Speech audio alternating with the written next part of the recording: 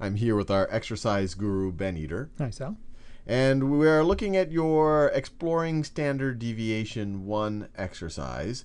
And let me think about what's going on here. So it says arrange the 13 orange sample points in the histogram below. So these are the orange points you're talking about. Yep. So the sample standard deviation is approximately 1.6. So just so I understand these are points that are being sampled from some distribution. Right. We get these points right over here. And then your module is automatically calculating the sample mean, Right. which is kind of the central tendency of at least these points. It's estimating the mean of this population you're sampling from, and then also the sample standard deviation, Right. which is really kind of a measure of how far, on average, a way to measure on average how far away they are from that sample mean. Yeah, and what we're trying to do here is to kind of get a sense of what that actually means. So Right. when we say the standard deviation is 1.9, what does that sort of feel like? Right. So it seems clear that the sample mean, it looks like, it literally is the average of these numbers. Right, it is. And it looks like it's, if I move this out, then it moves to the right a little bit, but that's just 1 point.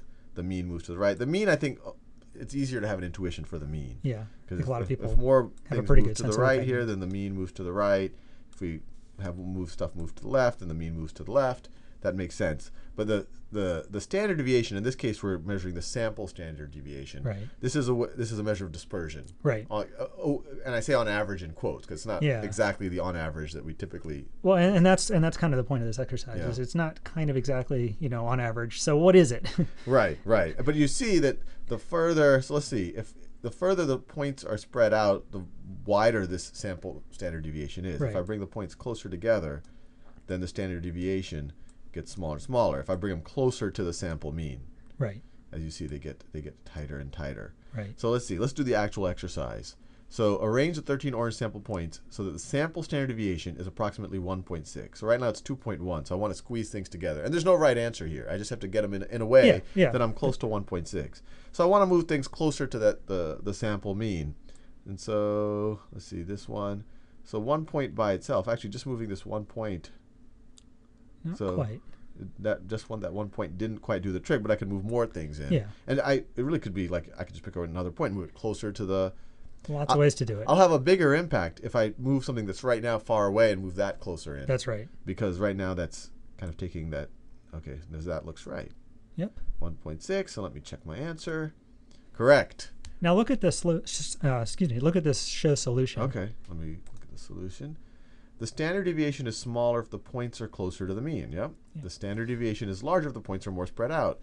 Try moving a point closer to and further away from the sample mean to see how the sample standard deviation. So that's telling us what we just did. Right. Let's do one. But look at the next. Look at the next step. Oh, there's another step.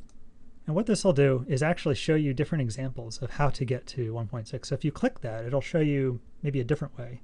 Oh, that's neat. And I'll click it again.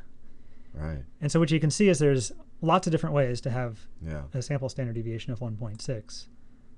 And they may look different, but if you keep clicking that, you'll kind of see there are some things in common as far as how they're sort of grouped close to the mean. And one other thing that I just want to clarify is, you've drawn this kind of bell curve with that area shaded in the back. That is our estimate of what the real distribution might look like based on the information we have of the sample. Right. So if our sample mean is accurate, if it really is estimating the true mean of this population, then that's what we're drawing in the middle. And then we're assuming it's a normal, this kind of bell curve shaped distribution. So that's what it would look like based on the information we have. Right. This is very cool.